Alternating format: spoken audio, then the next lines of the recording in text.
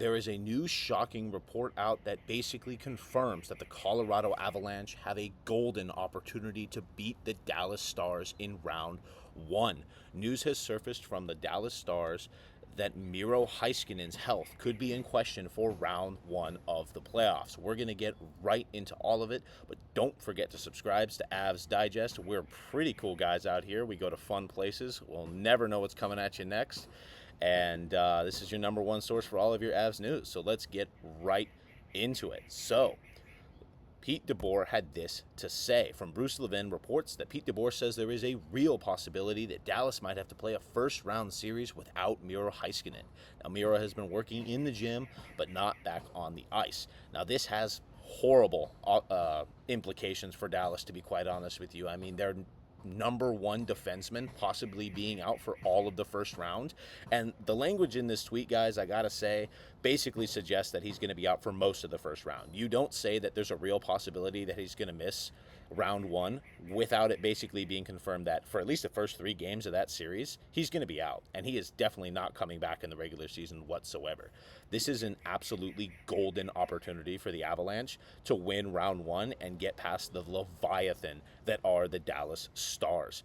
Now, to be honest, their forward core is amazing. Quite frankly, their center depth with Hintz, Duchesne, Johnston, and Sam Seal as their 4C is just insane. I mean, it's great, to be quite honest with you. Their wing depth is good. There's not a hole in this forward lineup. Now, if you're Dallas, you would want to say the same for your defensive core. But that's just not true because this defensive core is a joke. I mean, Cody Ceci and Matt Dumba on your right side. Are you kidding me? I mean, I get that the Avs have a golden opportunity, but are you really just trying to give it to them? I mean, Miro Heiskanen is supposed to be an Ilya Lyubushkin's spot. Matt Dumba is most likely supposed to be more of a 7th defenseman. But let's be quite honest. They knew that Heiskanen could potentially be out for the entire first round, and they didn't add a right defenseman at the trade deadline. I mean, you have Thomas Harley and Esa Lindell, which are really good, but let's be honest, it's no Miro Heiskanen. And unfortunately, without Miro Heiskanen, who has been a good player, to be quite honest with you, it's just not looking good for him. I mean, let's take a look at Miro Heiskanen right here. 25 points in 50 games. That's probably not going to blow you away, but he is a great defensive defenseman as well as a good offensive defenseman. I mean, just take a look at his stats here. I mean, he's overall such a critical piece on that power play and the penalty kill. He plays both teams. And going right into his stats overall, his career stats, I mean, let's look at that. He really broke out in that 2019-2020 playoff series with 26 points in 27 games. And this was a player that people were kind of questioning. He's a little injury prone. He's not really living up to expectations like Cale Makar did immediately, who was great. And then he comes out and does something like this, 26 points in 27 games. Everyone thought he was a dog. And then that next season, a bit of a letdown, kind of just continuing the same pace. But if you look really in that 22-23 season, he just unlocked his potential with 73 points in 79 games, had a good playoff run as well. And honestly, ever since, he's been a good defenseman for them. He's no Cale Makar. If you're Dallas, you'd probably rather have chosen Cale Makar over Miro Heiskanen there, but that's something that can haunt them in their sleeps, not the Avs. And really, he's just a really, really good human defenseman. Now, getting into more of an alien that we all know and love, it's Cale Makar. 81 points on the season. He just had an awesome 2-point night against Ottawa just the night prior. 26 goals, 55 assists. Just an absolute monster of a season. He is legitimately threatening 30 goals this season, which is crazy to think about. That hasn't been done since the 08-09 season from a defenseman by the name of Mike Green. So it is absolutely awesome to see that Cale Makar is hitting those limits. He's just amazing, and we are so spoiled here in Colorado.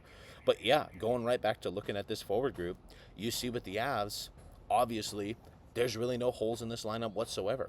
I mean, the only real complaint you would have is on that third line left wing. Oh, maybe Kiviranta shouldn't be there. Maybe a Landeskog perhaps would be even better, which is something that could be coming soon to an arena near you. But Yoel Kiviranta has 16 goals this season. He's been great as a third-line winger. So honestly, there's nothing really to complain about. Ross Colton is invigorated back next to Charlie Coyle. They're playing great together, and everything about this lineup is just clicking right now.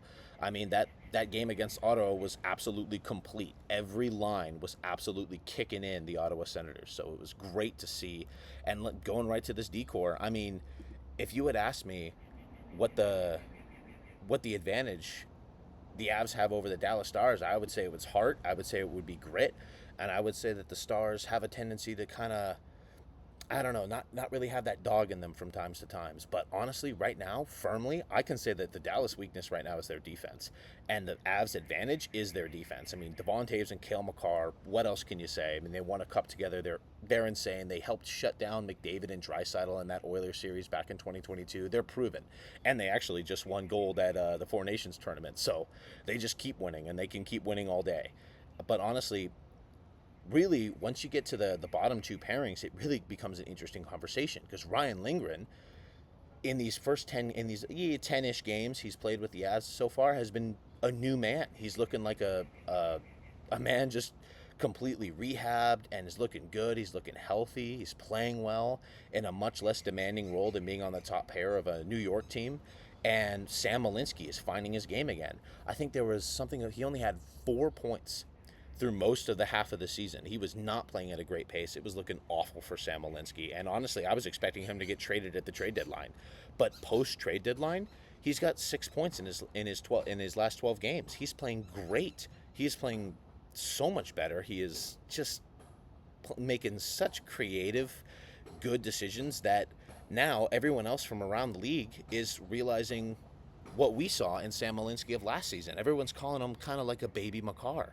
He's playing well. He's shifty. He has that smart IQ. He made a great shit pass to Brock Nelson just this game against the Senators, where he lured in a Sens player for a hit and then quickly passed it to Brock Nelson, who just then came up and beat Linus Ullmark glove side for a great goal. I mean, it was great. And that's the kind of stuff that Sam Malinsky can do. And unfortunately, this season we hadn't seen it a lot. But I noticed once he started picking up his play, once he started playing well, I was seeing a lot of people from other fan bases kind of asking, like, who is Sam Malinsky? Where did this guy come from? I've never seen this guy in my life.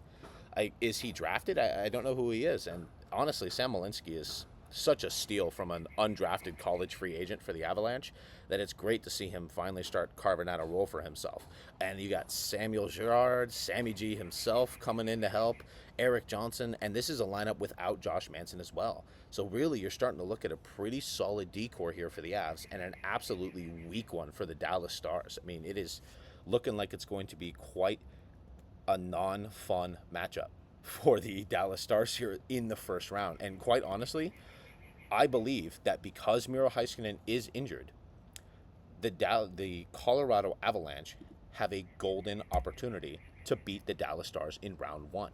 If you would ask me who are the Avs' biggest rival, I would say it's the Dallas Stars. And if the Avs can clear the Stars in the first round, it is a free walk to the Stanley Cup Finals. I mean, the Winnipeg Jets are a great team as well, but they just haven't done it in the playoffs. Hellebuck has not proven that he can be good in a playoff environment. I think he was fine in the Four Nations face-off, but we saw him crumble and let in some pretty soft goals in that final game, and ultimately, he did not win gold. He lost it by giving up a goal later to Connor McDavid in the final, in overtime. So Hellebuck has not really proven at all that he's a good playoff winner. He's honestly kind of proven that he's a bit of a loser. Now, obviously, I think he's the best goalie in these last 3 years. I think Vasilevsky has been massively overrated. I think he's fallen off. But honestly, I think outside of the playoffs, Hellebuck is great. But in the playoffs, the Jets are frauds. It is an absolute fraud squad. They tried to go out there last season and say, like, oh, yeah, we heard what people were saying about us. We heard that they said we were frauds. Great call by the haters, by the way. The haters got it absolutely correct. That team is a bunch of frauds, and until they prove it otherwise, that's all they'll ever be. The Oilers always could go on a run, but honestly, Stuart Skinner is injured as well, and we got some serious news that possibly McDavid and Draisaitl are also injured in this last game. Actually, all of Skinner, Draisaitl, and McDavid are all injured now, so that's crazy. And really, the West is open for the taking. One of the Avs or Dallas, whoever wins that round one series, is going to win the West, and they're going to go to the Stanley Cup. And who they'll play there is a discussion for another day, so you don't want to miss a thing of what happens on this channel. Don't forget to subscribe, and have a good one.